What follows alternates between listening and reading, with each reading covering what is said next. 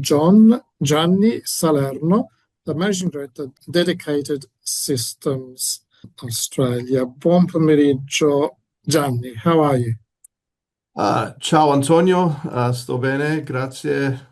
Sì, ero nato Gianni, mamma piaceva Gianni Morandi e anche mio nonno era Giovanni e così hanno usato Gianni, ma a scuola usavano Gianni e così mamma ha scelto John Salerno. So, Bene, ok, John Salerno, no, più noto come John. Dunque, abbiamo così, invitato John Salerno su questo programma a far parte di una serie su imprenditori italo-australiani qui in South Australia. L'ultimo è stato Manuel Francesconi, prima di lui Sim Penzo e abbiamo parlato anche con altri. E John è il Managing Director di un'azienda che si chiama appunto Dedicated Systems. E allora, forse continuiamo in inglese adesso. Ok, yeah? On my okay, all side. right. So, John, give us a brief Hello. history of this I, this company, yes, Dedicated. okay. So Dedicated Systems, it's a company I started together with my former boss in 2003. And we provide computers that are not like the computers on your desktop, but the computers that you don't see, and the software. And those computers and software are used in industries that are critical or complex. Things like rail or medical devices or transportation, but a large part of what we do is defense and space. So, Yeah, you said computers that are different from what we've got. What does that mean? yeah, correct. They're the ones you don't see. So, when you use your computer, you use it to write a document or view this radio station or whatever, play a game. Our computers often don't even have monitors. They're controlling Yeah, things, they're getting data. So they might be on a ship reading some information, or they might be elsewhere on an aircraft or in a medical device. They're performing usually a dedicated sort of function, a specific function, and often they need to be critical. If something goes wrong, if you're controlling an aircraft and it goes wrong, then people's lives are on yes. the line. That's the sort of things we provide. Okay, sounds first obviously very high tech, and you mentioned some crucial areas, and not just in an airplane. Uh, are there any particular sectors or industries where you focused on? Yes, yes. A large part of our business is what we call aerospace and defense. It's more than half, probably three quarters, and we're dealing with companies that are building equipment around the country and also in New Zealand. So typically we service Australia and New Zealand. Maybe 25% of our business is local here in South Australia. There's a strong defence presence here, but defence is our main sector.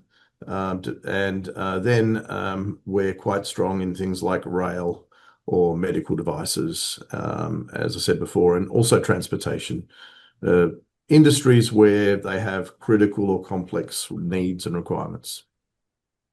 Fine. And does your equipment, is it Australian computers or software that you use? Yes. So no, the sort of equipment that we provide are the building blocks. So we don't provide the computers as such. We provide subsystems, and we help local customers and industry integrate them. So most of the products we provide come from Europe, places like England or Germany, Switzerland, France. We've had some discussions with Italians. We just don't have anything yet there. and then a large a majority from the US. So they're all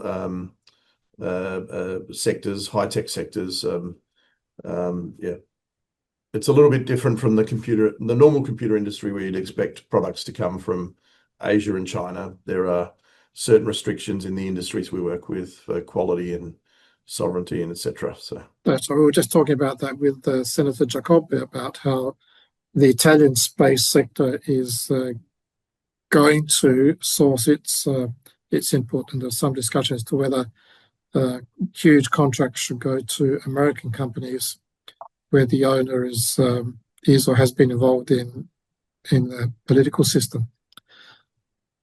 okay, yeah. Well, Yeah, we service the space sector. There's some strong companies in Australia, places like Queensland and also New Zealand. And the equipment's coming from all over the place, the US, Switzerland, France. So, yeah. So what drove you to want to start your own business then? You said you started with your boss. yes, that's right. So I don't see myself as an entrepreneur. I didn't then, and I probably don't. I had a lot of strong influences in my life. Yeah, So Nonno Giovanni was the entrepreneur's entrepreneur. He was, I guess, when he came to Australia, like many Italians, he had his suitcase and all that, and he was a mechanic. So he had a business on Paynham Road. They used to call him Giovanni il Meccanico.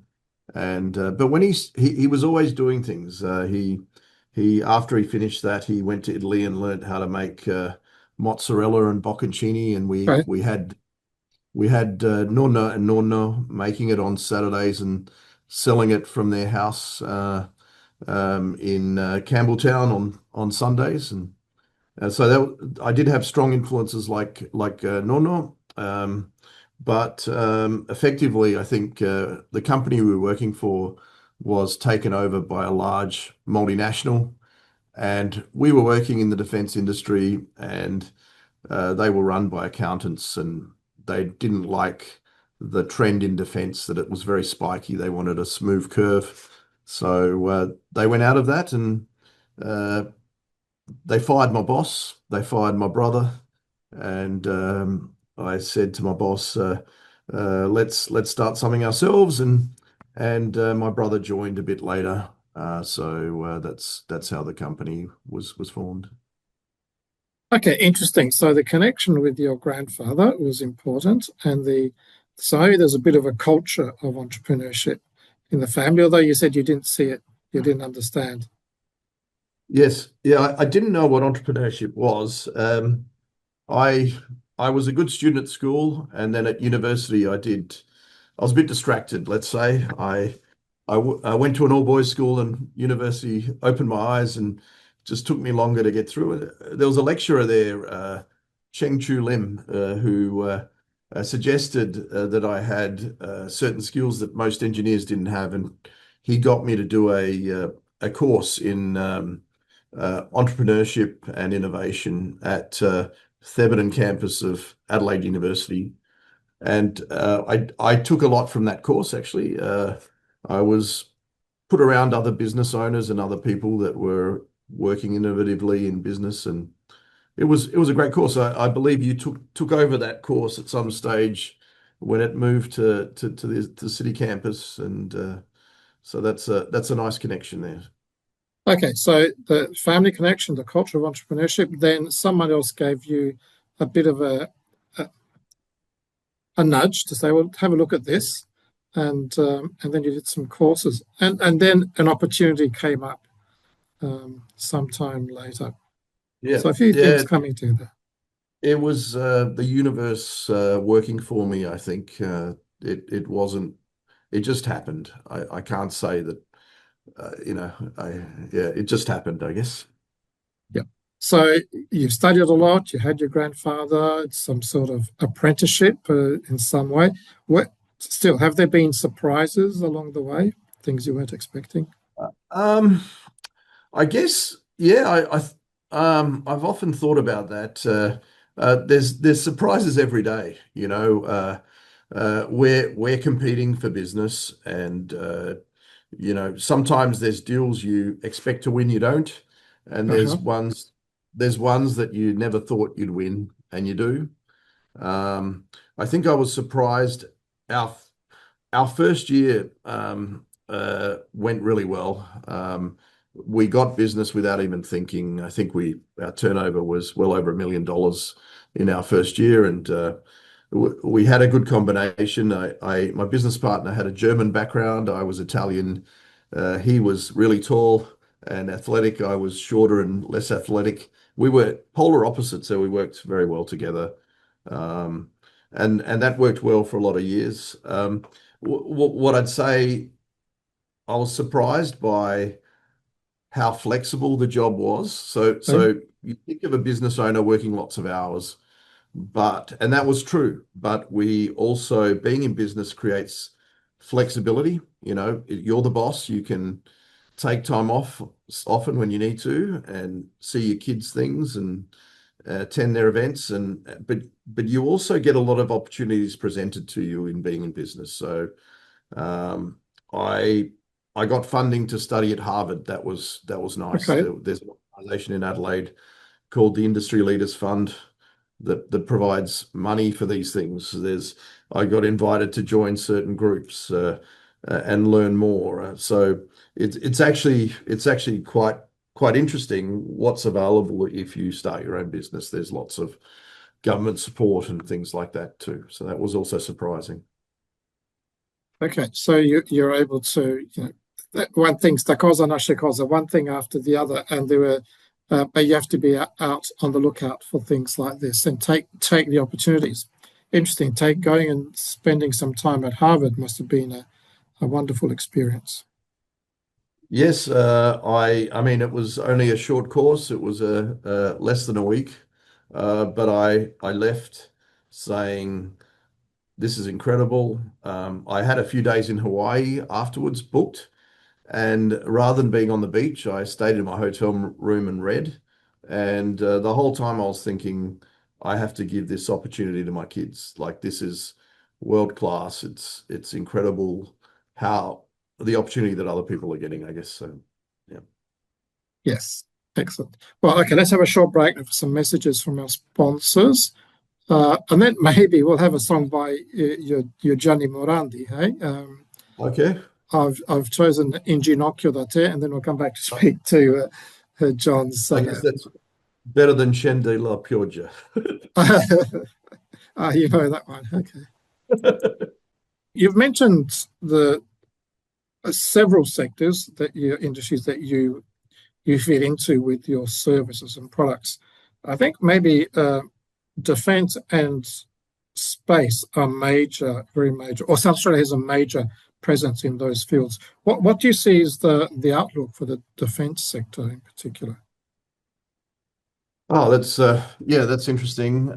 So I'd just like to say I'm a big fan of South Australia. I've always talked it up. When I was younger, my goal was to be Lord Mayor, but Okay. I've avoided politics. But I just think South Australia is the greatest place to work or set up a business. And defence, if you look at the ingredients that you need to have a thriving defence place, you need the skills. We've got some great universities here, really good. And we've got quite a loyal workforce that have built up the skills. Um, Over the years, several governments, this has been going for decades. The number of multinationals in the defence space that have set up in Adelaide, places like BAE and Raytheon and Saab and Lockheed Martin and Boeing and so forth, and many of them have their headquarters here. Mhm. Uh, we have a really nice critical mass, and it's a great city to get around. It's easy. Um, we've got some of the support infrastructure you need. And I guess state government's doing a great job. Uh, there's organisations like Defence SA, which is the peak body, And then there's the Defence Teaming Centre that helps to bring people together.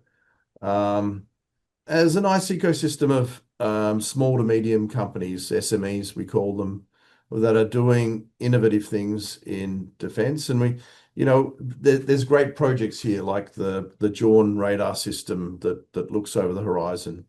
So I think we've got everything we need. Sometimes we go through cycles where the government's not spending. It's often when they announce a new plan, they typically announce projects they'll can and projects that will continue. And they can the cannibal projects first, so there's a little bit of a pause. I think that's what we've seen, but I think given the current environment worldwide and the need for sovereign capability here, defense is a great sector. It's one we should be investing in, and I not only financially but also for what it does. It keeps us safe and I think Adelaide's a great place to do stuff. South Australia in general, so. Well, actually, let me go back a little bit now to the particular company in your approach. When I was talking to Sim Penzer, he mentioned a few interesting initiatives that he's brought in to keep the team happening and etc. And one of them must have a 4-day working week. What sort of things? Why do small companies or entrepreneurs come up with things like that? Oh, well, it's something we've been doing for over 20 years now. I actually think employees can do just as much in 4 days as 5 days. So I you're think doing that as well. yes, yeah. So we Okay. have. I think the most any of our staff works is 0.9, so 4.5. But Okay. most of my staff are working 4 days. We have some one on 2.5. But we focused very much on getting expertise and experienced expertise. And I think we're able to provide something that the bigger companies can't. One of the big issues has been talent, holding on to talent. Yep. So we do our own thing. As a small company, you can be flexible and agile, and so yeah. So people have to do stuff during the week. People have families and so forth. So and I believe thinking time counts. So as an engineer, you don't do all your good work sitting at a desk. Some people Yeah. walk around and so forth. I get the best value from my staff on weekends where they're thinking about interesting projects and all the pressure's off. So time in the office is in some ways highly, not that relevant, I think. And if you think of what it costs you when you lose a staff member to find a new one and rehire, I mean, yeah, 4-day work week makes a lot of sense. Okay. So what I'm hearing is that there are differences between small entrepreneurial companies and large companies, and you can offer more flexibility and innovation, and maybe just a different culture to a large organization. That's right. We have how do I say this? It's a more rougher version of troublemaker. We have a no troublemaker rule in our company, Ah, although yes. yes, it starts with D. Yeah. But my employees claim, well, maybe we have one troublemaker in the boss, so that's fine. The test of a great culture in a company is if you can fire an employee that's an A-grade employee based on cultural fit. When you do that, you've got a good company. So I believe culture is more important than the workers because, a bad egg can ruin the whole the whole bunch, I guess, the whole dozen. So So when you mentioned that, you said you meant letting go someone who's got a lot of talent but doesn't fit the culture. And correct. if you Yes. can do that, it means you're strong enough and you've got enough uh, yes self Yeah, uh, the Italian analogy would be, a great soccer team that's got, one of their great players that really doesn't get on well with the others. It wrecks the Yes. culture, right? Right. And often Yeah. making the change makes sense. So Cool. Well, we've gone a little bit, just a touch over a normal time, but that's fine. We're having a very interesting conversation. I think we've only just scratched the surface, but some very interesting insights. Now, you said your mum liked Gianni Morandi, but yes. is he your favorite Italian singer? Uh, yeah, he's good. I mean, I do like Gianni Morandi. I like Andrea Bocelli, and I actually went Okay, to a concert by Zucchero. And funnily enough, I bumped into Domenico there, and we had a good time. Your brother. exactly. It was a random encounter. So, Italian music's great. I take singing lessons, and Oh, they make me sing opera in Italian. beautiful. I'm not very good, but and at CBC we learned we had a very passionate teacher that taught us songs like Mamma son tanto felice and all the Okay, classics, I Papaveri, okay, and yes, yes, fair few okay, Italian. yeah. So, Well, okay, I've got a bunch of Bocelli songs lined up, but you mentioned Zucchero. There's a Zucchero, Yeah, well, we've got a Bocelli and Zucchero duet, Miserere. perfect, Okay, let's put perfect. that. We'll Yes, finish off with that.